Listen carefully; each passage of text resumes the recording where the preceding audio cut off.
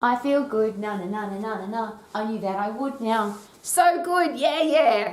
How do you feel great every day? And it's a question that people ask me on a regular basis. Rowie, how do you wake up every single day loving your life? What's the secret? Is there a special strategy? What do you need to do? And my personal question is, if you are not waking up every day loving your life, excited about the next 24 hours, why not? And what do you need to do to make sure that you wake up with a purpose, you wake up with passion for life? And the psychologists, psychiatrists, neuroscientists, the people that study the brain, will all share with us that it's very easy to get up. Cannot be depressed, cannot be unhappy when you have a purpose. When there's a really important driving purpose to get up and go, then it's very easy to do it. Now, you'll often hear that now, it's become a very trendy term. What is your why? Why do you do what you do? So if you've chosen to be an exercise professional, a lawyer, a doctor, an architect, a plumber, a builder, whatever it is that you do, and I ask a different question, who you are and what you do, are they the same thing? Often people have a job, it's got nothing to do with the kind of person that they are, they just have a job to pay their lousy, stinking, rotten bills. And if that is your why to get up, I've got to get up to pay my lousy, stinking, rotten bills, could that be something that doesn't work very effectively? It's not a major driving force. Now, it could be a purpose, but not a very exciting purpose. So here's my very personal question. If you're not doing what you love every single day, why not? And if you want to do what you love and be good at it and successful at it and profitable at it, the experts suggest that you have to have a very powerful why. Why are you going to do what you want to do, or what's driving you to do your thing?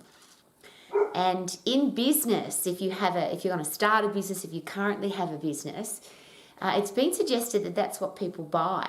Yes, they want the product or service because it would add value to their life.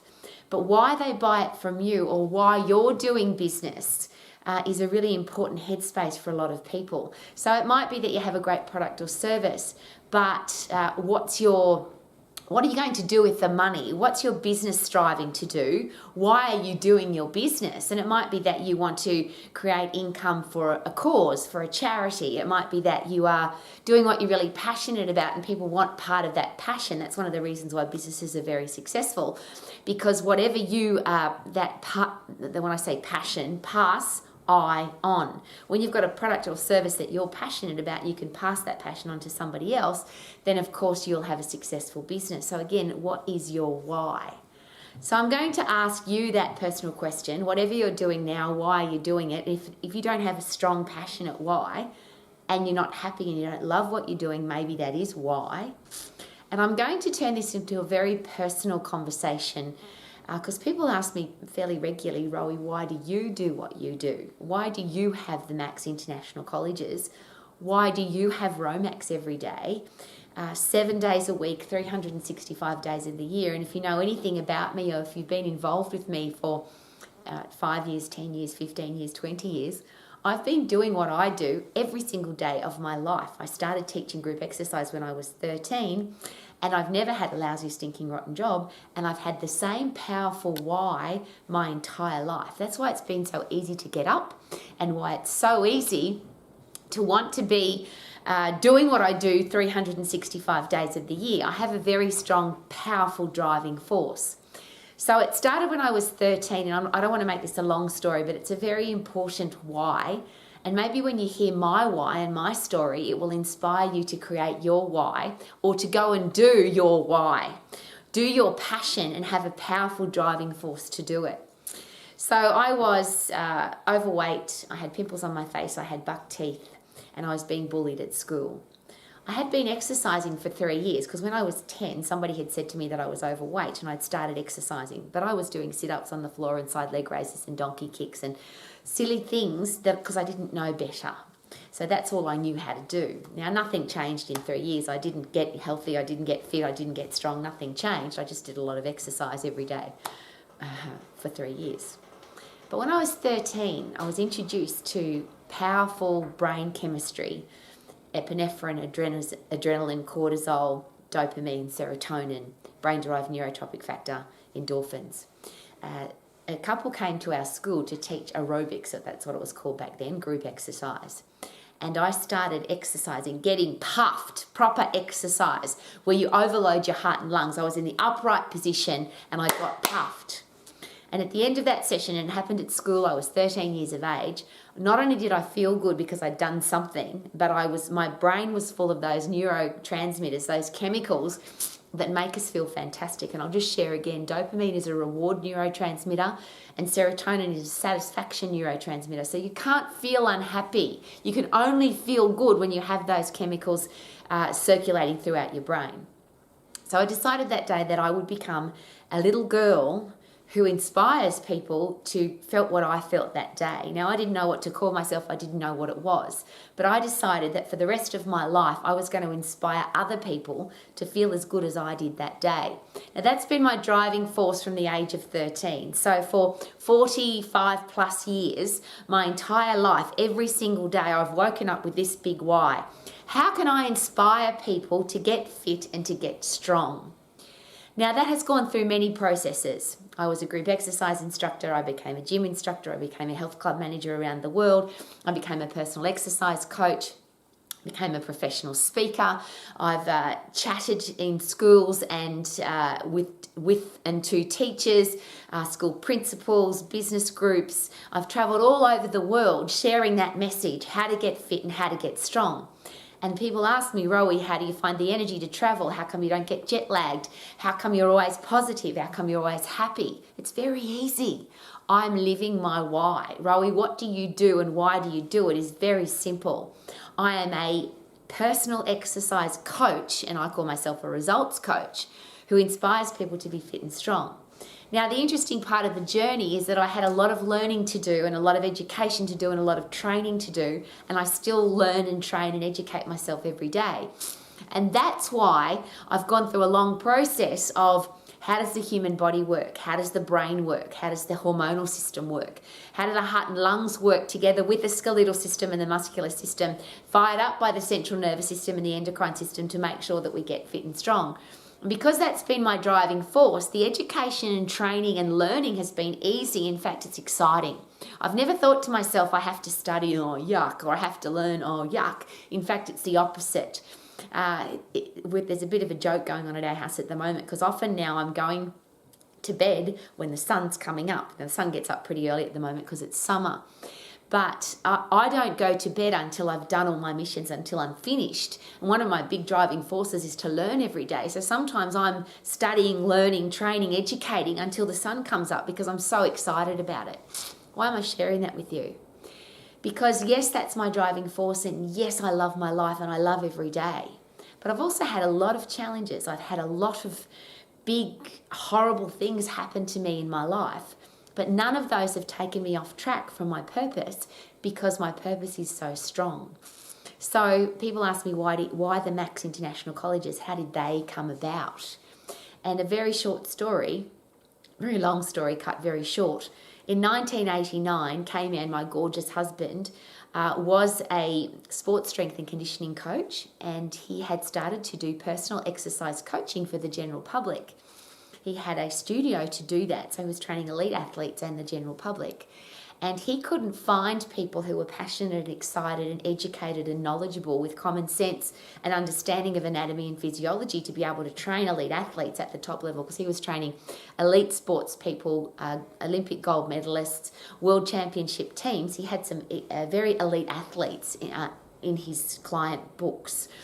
And he was also training the general public, and he needed to train people to be as good as he was at what he does. He's got a master's degree in exercise science, he's a sports strength conditioning coach, and a very smart man.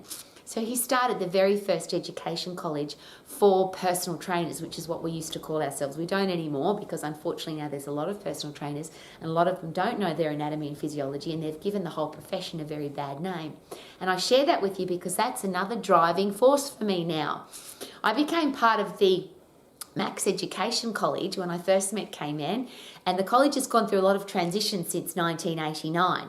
The philosophy is the same, the core values are the same, the anatomy and physiology is the same, but it started as the National College of Fitness, and it was just K-Man on his own. In fact, it was elite, I think it was called Elite Fitness or Elite Sport back then, when he was training people to train elite athletes. Then he changed it to the National College of Fitness. That's when I met him.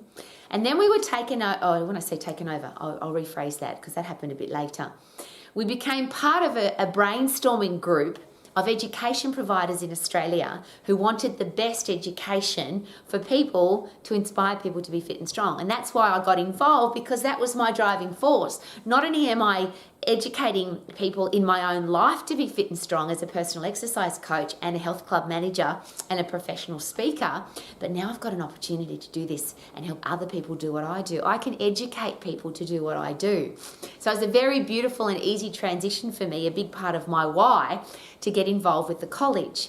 So I started with the National College of Fitness with K-Man, and all the experience that I had from running health clubs, teaching group exercise. I was one of the highest paid group exercise instructors, I would suggest, in the world at the time. I was earning a lot of money doing that. I was probably one of the highest, in fact, I'm pretty sure I was the highest paid health club manager in the world. Because I was working based on the income that I brought into the health club. So I had some life experience, international experience, financial experience, and I could then share that with the students of the National College of Fitness.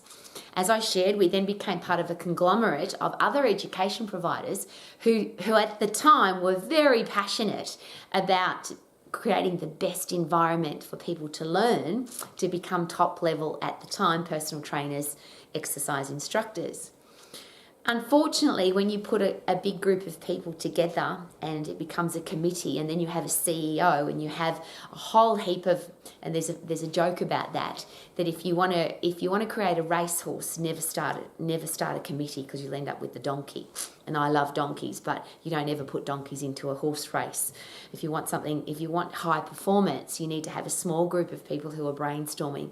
And what happened to that organisation is it became a big, slow committee, and nothing got done. And I didn't want to be part of it. Unfortunately, however, that became a very ugly situation. We went through a very ugly, horrible, hostile takeover. And if I share with you that we lost millions of dollars in that hostile takeover, that would be an understatement. But I didn't care. K-Man and I were in a position, and I remember the specific day, the specific time, and exactly where I was standing. And our morals and our core values and what we stand for and what we would die for were put into question.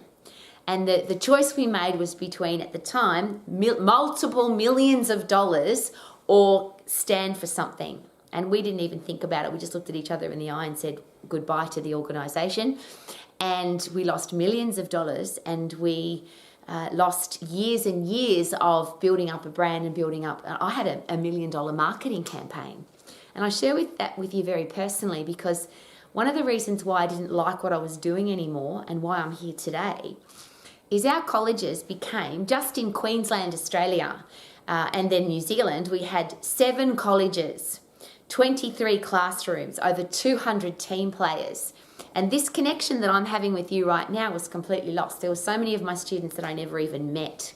There were team players that I never met. I used to train the head coaching team, who would then train the coaching team, who would then go and educate my students. And I hated it. I wanted to be part of this. I wanted education to be personal. So when the hostile takeover came about, it was very exciting to create Max. And if you don't know why we've chosen the word Max and why we're called Max, this is why. K-Man McEvoy, Rowie McEvoy, we were known around Australia, New Zealand, the UK, in America, a lot of other countries. We were known as the 2 Macs. Because we did a lot of professional speaking and we did a lot of education. We spoke at a lot of conferences. So people would call us the 2 Macs. So when we had to completely start again from scratch with no money and a hostile takeover and a really horrible experience, we decided that Max was the ultimate name for us, because we were the 2 Macs. And Max is a word that, and I use it every day, Romax. is about living your life to the max, the maximum effort. I talk about being fit and strong at the maximum effort. So how did I handle losing millions of dollars and going through a hostile takeover where most people, our accountant said to us, are you sure you're okay? There are people that have been through what you've been through and they've committed suicide or they've been put into mental institutions for severe depression. And what's happening with you guys? And K-Man said so beautifully, we've hemorrhaged money, not blood. We have a driving force to help people to be fit and strong, and we will continue to do that. So Max was created from scratch, from nothing. And I'm here every day because Max is committed to helping people to be fit and strong, to make sure that that fitness and strength program fits into their fits into their lifestyle, and it's not an exercise program, because I now understand very clearly that giving people exercise programs doesn't work. If it worked, my 40 plus years in the exercise profession would have made a difference. From when I was 13 to now, unfortunately, the world has gotten fatter and sicker and weaker than it's ever been, and that's happened on my watch. So you can imagine how committed I am every day. Learn more, train more, educate more. How can I make this more simple to understand? It is so simple. Get puffed and you'll get fit. Overload your muscles and bones and you'll get strong. Do it safely so that you can keep doing it.